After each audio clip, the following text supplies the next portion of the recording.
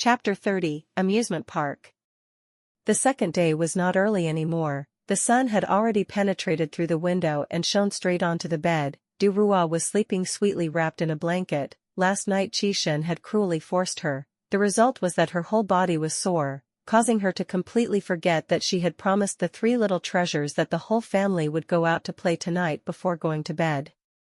"Mom, Mom, get up!" The immature voice kept lingering in her ears, along with the soft body pressed against her. The small hands kept rocking her. Chishan was satisfied all night, and also woke up late. From downstairs, he saw his three children secretly discussing something. Seeing that they were planning to wake his wife, he followed them upstairs. She was forced to be good by him last night, and shouldn't have been woken up by the kids. He went upstairs. Oh? He looked inside from the crack in the door. Oh, there was also a guard. He only saw Chi-Hao open the door, sticking his little head out the door to look, occasionally turning his head to announce a few words. "Ah?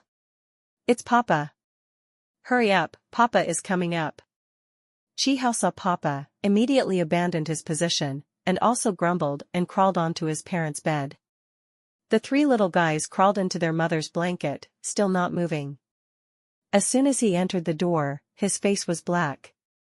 These three guys were itchy. Should he feel lucky that he had dressed his wife? Otherwise, wouldn't she have been taken advantage of by these three kids? On the bed she closed her eyes, her whole body couldn't help but tremble, really couldn't help but laugh out loud. Her alertness, from the moment the child entered the door she immediately woke up. It was really comfortable in the blanket, wanted to stay on the bed for a while, just let the children force her, but didn't think she gave birth to three silly babies, hiding from their fathers but actually hiding in the blanket. Feeling the blanket pressing down on her hand, really very funny.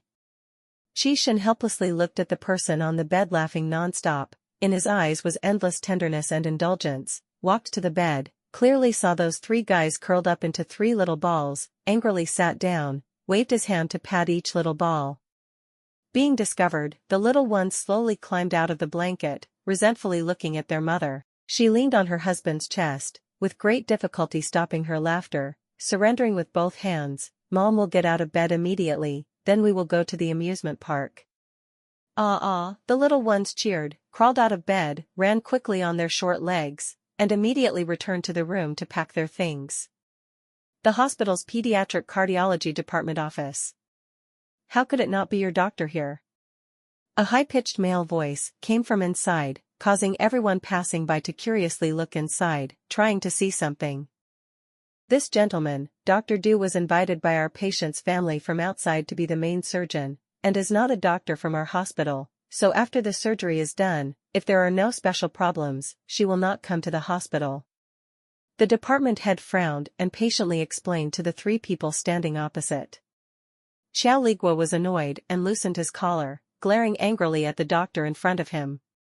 "They came to this hospital early in the morning, and they told him that Durua didn't come?" Yi Jingya seemed to see through the doctor's impatience, and quickly smiled faintly. "I'm really sorry, my husband has a rather hot temper.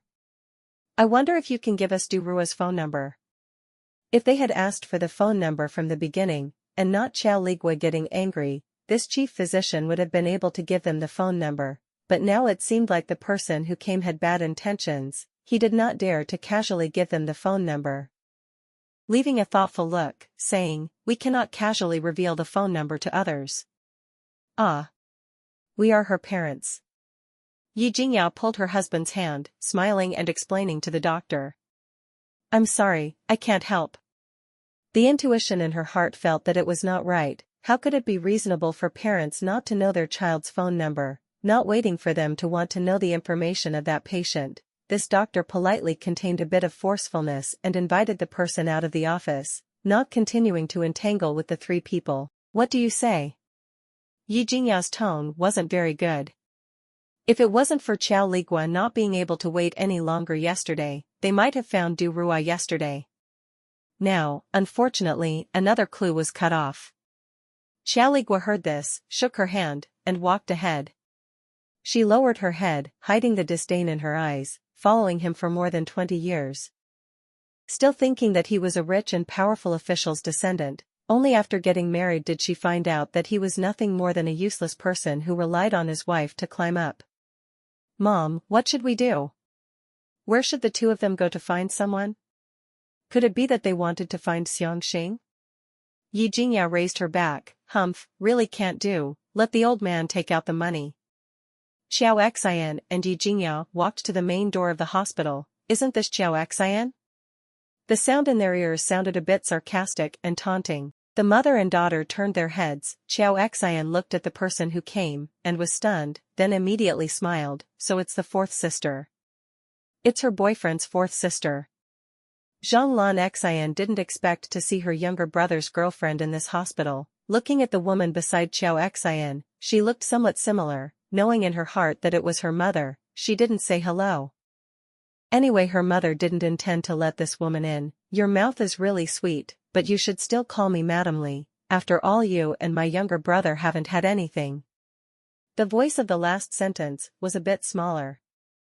Even so, Li Tian still frowned after hearing it. This woman, her mouth was really bad, she would offend people. "This is Yunyi's elder sister." Xian didn't even introduce herself. Yi Jingyao resentfully glanced at her daughter, and said lovingly to Zhang Lanqin, Xian was spoiled by our family, she still needs you to teach her more in the future." Xiao Xian finally couldn't hold back, her face was already ashen, her two hands clenched tightly, letting her fingernails dig into her two hands. Although she disdained talking to Yi Jingyao, but in the end, she was an elder. Zhang Lanqin was still somewhat proper, hummed a few times, then took her husband and turned to leave. Zhang Lanqin left, the mother and daughter stood still in place for a long time. Xiao Xian felt frustrated, unwilling and angry. She turned and left. "Where do you want to go?" Yi Jingyao frowned and asked Xiao Xian. Smirking, "What else can I do? If I can't find the person and make up for your money, I won't be able to enter the Zhang family's door." Xiao Xian shook off Yi Jingyao's arm, put on her high heels, and quickly left the hospital. Yi Jingyao lowered her head and gently rubbed her aching head. Thump thump, she adjusted her emotions and left elegantly. She was now a person with status, she did not allow herself to have anything imperfect. Du Rua wiped the sweat on Chiyu's forehead. "Drink slowly, we still have a lot of time, don't be impatient." Chi Hao swallowed a mouthful of water, frowned in disagreement, and said to his mother, "But we haven't gone out for a long time." Qi Xian took out a handkerchief embroidered with a little fox from his pocket and gave it to his father. "Dad, hurry up, I want to wipe my sweat." Qi Hao sucked on the straw, and quickly turned his butt to his father. "I want to too." Qi Shen served his child, angrily patting his little butt. What do you want, to rub your butt?" Qi Hao's head waved back and forth. "The handkerchief is inside the bib." Shaking the small bib behind his butt. "Wow, so cute." The people around him who were resting let out a soft sigh. So cute. Qishan really had no way to deal with his own child. He sighed softly. "Why are you flirting like this? Your little eagle handkerchief is so beautiful." A 6 or 7-year-old girl stood in front of Chiyu, looking at the small handkerchief in her hand. She blinked, nodding impolitely, revealing her white little teeth. "Thank you." The little girl looked at the beautiful girl in front of her with dissatisfaction. Why didn't she give the handkerchief to her?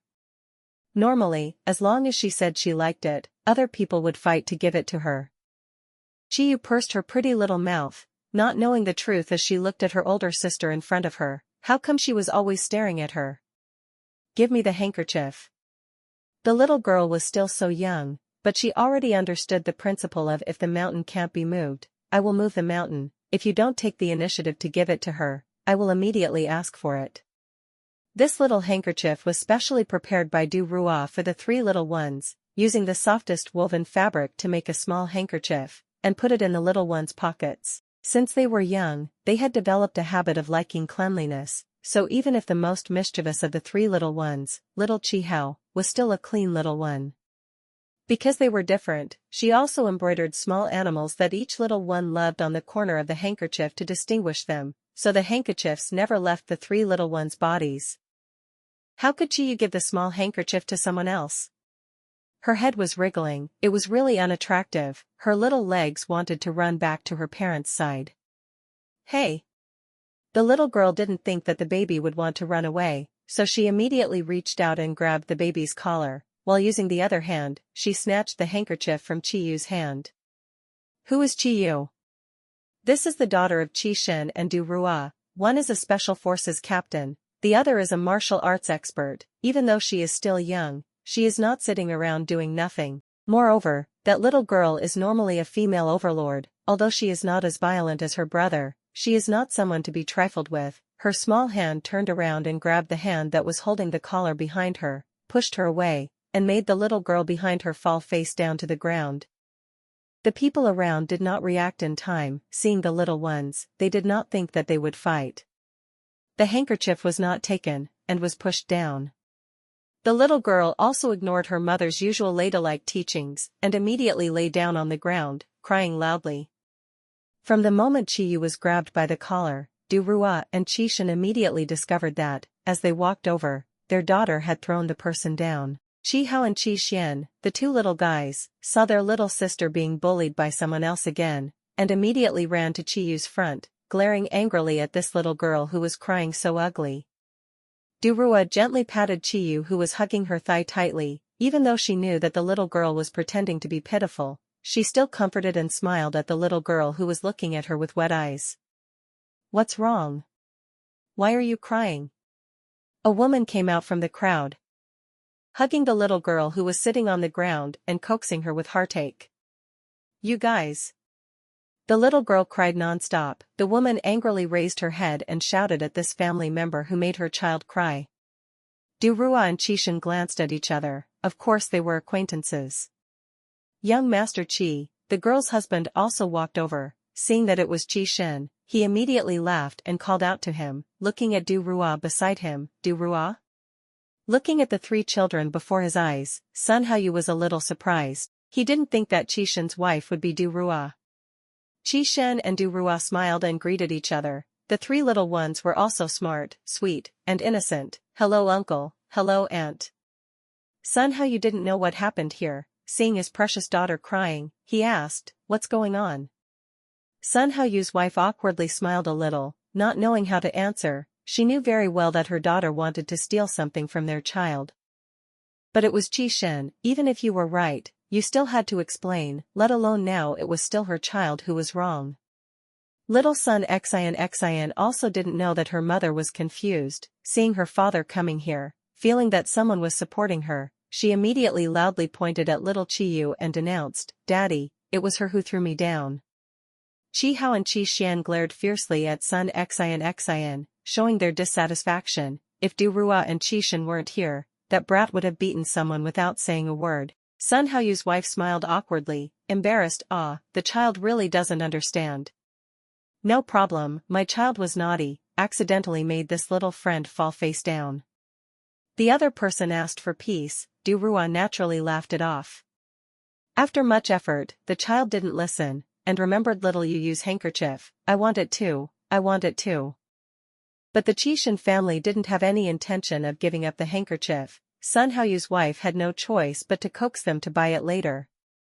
Sun Haoyu felt humiliated, seeing that other people's children were even younger than his own, and even knew how to be polite and not speak in front of their parents. How could his child be so shameless as to cry non-stop? Roaring Sun Xin, he bid farewell to Qi Shen, then took the child away, determined in his heart to discipline the child strictly. This was just a small accompaniment for the children. They continued to play in the amusement park all day. Only Qi Shen and Du Rua knew in their hearts that very soon many people would know that young Master Qi's wife was actually the eldest young lady who was chased away by the Qiao family.